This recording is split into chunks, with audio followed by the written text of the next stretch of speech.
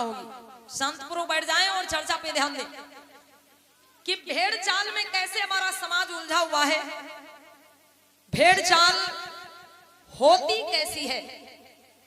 जैसे कि आप लोगों ने सुना होगा, देखा भी होगा कि जो भेड़ होती है, भेड़, माताएं बहनें सुनिएगा, भेड़ कितने लोगों ने देखा? हाथ उठाइए जरा। सब लोगों ने देखा, बहुत अच्छी बात, हाथ नीचे कर लीजिएगा। जो भेड़ होती है, 100 भेड़ें अगर एक राह पे जा रही होती है भैया, तो आगे वाली भेड़ जिधर को जाती है, बाकी पीछे की भेड़ें उधर को ही चलती चली जाती। क्यों? क्योंकि भेड़ें रास्ता नहीं देखती, ये रास्ता कहां को जा रहा है, ये रास्ता कहां को जाएगा। भेड़ें जो होती है वो केवल एक दूसरे के पैरों को देख देख के चलती, मतलब नीचे सर कर लेती है और अपने से आगे वाले के पैरों को देखती है। आगे वाली भेड़ जाकर के अगर कुएं में गिर जाए तो पीछे की बाकी सब भेड़ें जाके कुएं में गिर जाती। ऐसी होती है भेड़ चाल। आज कुछ यही स्थिति अपने समाज में भी हो रही है। एक कहानी प्रचलित है इस भेड़ चाल पर, सुनिएगा कि कैसे हमारा समाज भेड़ चाल का जीवन बिता रहा। एक बार की बात है, महाराज अकबर का दरबार लगा हुआ है और बीरबल जी एक पुस्तक, एक किताब पढ़ रहे हैं मेरे भैया। तो बीरबल जी पुस्तक में पढ़ रहे हैं कि परमात्मा खुदा अजर और अमर है, परमात्मा खुदा कड़कड़ में है, परमात्मा खुदा सर्वव्यापी है, सब जगह है।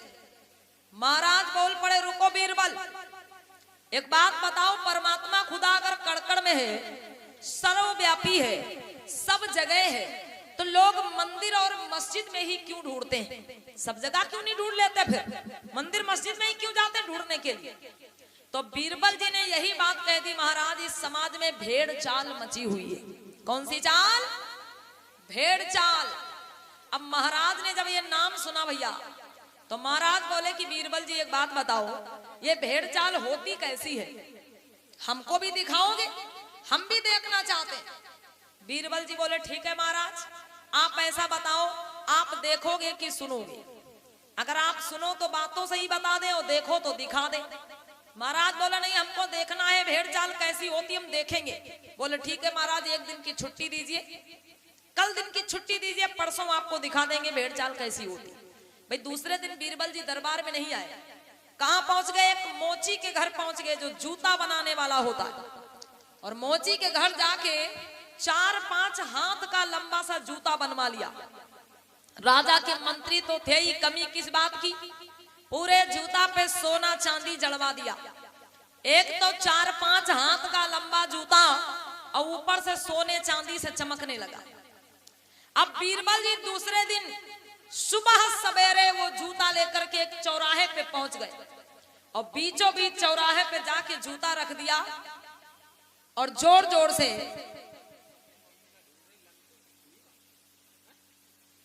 भैया किसी की बिटिया खो गई, देख लो, माताएं बहनें पहचान लो कहीं की बिटिया है। अरे बच्चन का ध्यान रखा करो अम्मा भाई ने। अब बताओ, अध्यक्ष जी के पास यही काम रह गया, खोए हुए लड़का पहुंचावे सबके।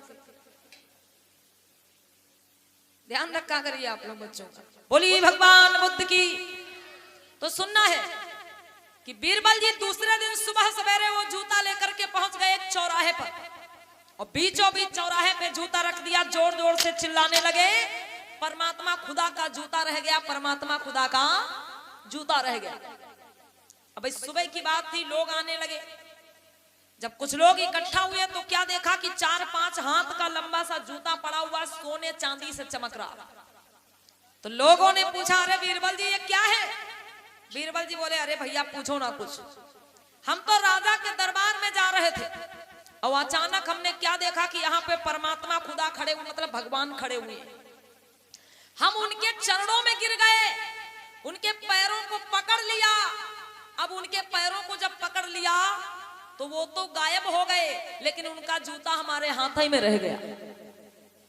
अब लोगों ने भैया देखा कि 4-5 हाथ का लंबा जूता सोने चांदी से चमक रहा है, तो लोगों को विश्वास हो गया कि आम आदमी का जूता हो ही नहीं सकता, क्योंकि भाई इतना बड़ा किसका पैर होगा, इतना बड़ा कौन जूता पहनेगा, और ऊपर से सोने चांदी से चमक रहा है, तो भाई सोने का जूता कौन आम आदमी पहनेगा।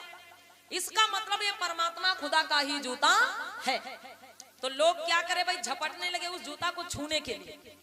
और जब लोग जूता को छूने के लिए झपटने लगे तो बीरबल जी ने कहा नहीं, ये जूता नहीं छू सकते। लोगों ने पूछा क्यों नहीं छू सकते, तो बीरबल जी बोले देखो भैया, जब परमात्मा खुदा गायब हुए थे तो आकाशवाणी हुई थी, और आकाशवाणी क्या हुई थी कि ऐ बीरबल, ये जूता हम तुमको देके जा रहे हैं और इसी जूता से संसार के लोगों का उद्धार होगा। और उद्धार कैसे होगा, जो व्यक्ति इसी चौराहे पे खड़ा होकर के अपने सर पे ये 4 जूता मरवाएगा वो सीधा बैकुंठ और जन्नत जाएगा। बोले ये आकाशवाणी हुई थी। अब ऐसे जूता कैसे छूने दे तुम लोगों को। अब भैया लोगों ने जैसे इतनी बात सुनी कि लोगों में धक्का मुक्की मचने लगी। कोई कह रहा पहले हमारे मारो, कोई कह रहा पहले हमारे मारो। अब बीरबल जी बड़ा परेशान, इतनी भीड़ में भाई किसको मारे किसको ना मारे। तो बीरबल जी बोले भैया देखो लाइन में लग जाओ और हम जिसको मारते जाए वो निकलता जाए। तुरंत लाइन लग गई, देर ही नहीं लगी, तुरंत लाइन लग गई। और जब लाइन लग गई भाई जो सामने आता खींच के 4 जूता पड़ते चला जाता है, जो भी सामने आता खींच के 4 जूता पड़ते चला जाता। अब भैया धीरे धीरे क्या होता है, सुबह से शाम हो गई, सुबह से शाम हो गई माताओं बहनों, और बीरबल जी जूता मारते मारते परेशान हो गए, लेकिन वो लाइन खत्म नहीं हुई। लाइन क्यों खत्म नहीं हुई भाई, चौराहे का मामला। अब जो भी उधर से निकलता वहां की कहानी सुनता, आगे जाते ही निकल लाइन में लग जाओ भैया, का नुकसान है, 4 जूता मरवा लो। स्वर्ग जाने के लिए लोग पूजा पाठ करते हैं, यज्ञ हवन करते हैं, दान दक्षिणा देते हैं, और यहाँ तो फ्री में 4 जूता खोपड़ी पे मरवाने स्वर्ग पहुंच जाओगे। कितनी अच्छी बात भैया, लाइन में लग जाओ, जो आता है आगे जाता ही नहीं। अब क्या हुआ, जब महाराज के पास ये खबर पहुंची, और बीरबल जी तो यही चाहते थे क्योंकि बीरबल जी को महाराज को भेड़ चाल दिखाना है। ये खबर जब महाराज तक पहुंची तो भाई महाराज भी वहां पे आ गए। अब भीड़ देखी, लोगों को देखा, तो बीरबल जी बोल पड़े, वो महाराज बोल पड़े कि ए बीरबल ये क्या तमाशा बना रहे। बीरबल जी हाथ जोड़ के बोले महाराज ये कोई तमाशा नहीं बना रहे, ये हकीकत है, ये जूता आप देख रहे हो ये परमात्मा खुदा का जूता है। महाराज बोले अच्छा क्या बोल रहे हो, तुम्हें कैसे मिल गया। तो बीरबल जी ने यही बात बताई भी कि महाराज सुबह सवेरे आपके दरबार में आ रहे थे, अचानक हमने देखा यहाँ परमात्मा खुदा खड़े हुए, हम उनके चरणों में गिर गए, वो तो गायब हो गए लेकिन उनका जूता हमारे हाथ में रह गया। अब भैया महाराज ने जब ये खबर सुनी तो महाराज बोले अच्छा एक बात बताओ, यहाँ पे लाइन क्यों लगी हुई है, ये हजारों की संख्या में भीड़ क्यों है यहाँ पर। तो बीरबल जी बोले महाराज ये भीड़ इसलिए है, लाइन इसलिए लगी है कि परमात्मा खुदा जब गायब हुए थे तो एक आकाशवाणी हुई थी कि ए बीरबल ये जूता हम तुमको देके जा रहे हैं और इसी जूता से संसार के लोगों का उद्धार होगा। जो भी मनुष्य इसी चौराहे पे खड़ा होके अपने सर पे ये 4 जूता मरवाएगा वो सीधा बैकुंठ और जन्नत जाएगा। इसलिए महाराज ये लाइन लगी है, और ये लाइन तो कुछ भी नहीं, इससे ज्यादा लोग जा चुके हैं यहाँ से।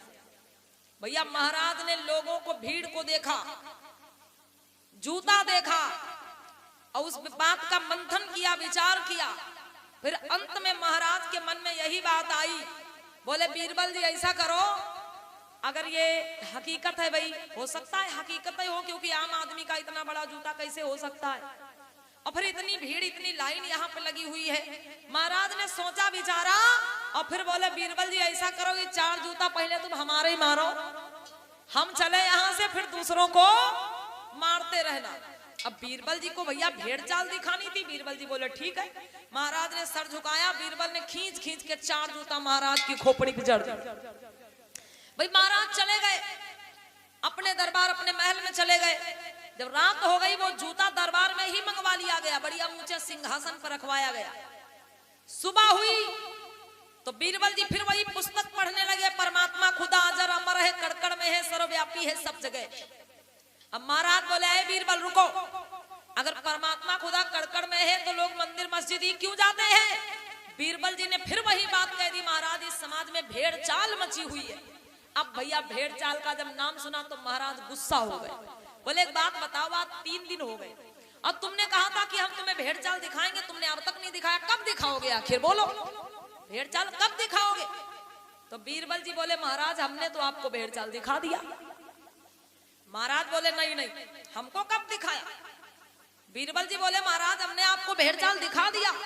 महाराज बोले भाई हमने तो नहीं देखा, कब तुमने दिखाया? ऐसा करो चलो फिर से दिखा दो। बीरबल जी ने हाथ जोड़ लिया, बोले महाराज फिर से नहीं दिखाएंगे, एक बार मैंने आपको दिखा दिया भेड़ चाल। महाराज बोले हम फिर देख ही नहीं पाए, कब दिखाया फिर बताओ, कब दिखाया?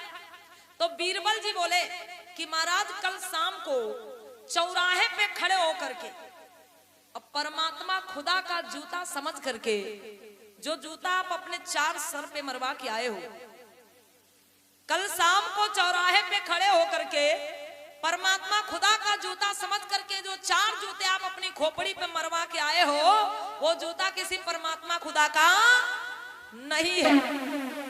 ये जूता जो आपने ऊंचे सिंहासन पे रखवाया है, जूता किसी भगवान परमात्मा खुदा का नहीं है। ये तो मैंने मोची के यहाँ अपने सामने बनवाया और इसमें जो सोना चांदी लगा हुआ है महाराज ये आपके ही खजाने का है। माफ हो, गलती माफ हो महाराज की मैंने आपके सर पे 4 जूते मारे, लेकिन मुझे भेड़ चाल दिखानी थी सो मुझे ऐसा करना पड़ा। महाराज ये होती है भेड़ चाल। अब विचार करो, एक राजा होते हुए जब आप इस भेड़ चाल में फंस गए तो आम जनता की क्या बात कही जाए? एक राजा होते हुए जब आप भेड़ चाल में फंस गए तो आम जनता की क्या बात करी जाए? आज वैसी व्यवस्था हमारे समाज में पनप रही मेरे भैया। भेड़ चाल का जीवन हमारे लोग जी रहे हैं और सही क्या गलत क्या उस पे विचार नहीं करते हैं। तो प्यारे बंधुओं, महाकारुणिक भगवान बुद्ध ने कहा है पहले जानो और फिर मानो। देखा देखी में नहीं कि पुरखा करते थे ऐसा होता चला आ रहा है तो ये सही होगा। अरे उसका विचार करो कि कोई किसी मजबूरी में तो ऐसा कार्य नहीं कर रहा है और हम मान के उसे पूजने लगे। पहले उसका विचार करिए, मंथन करिए, अगर वो बात सच है तो उसे मानने का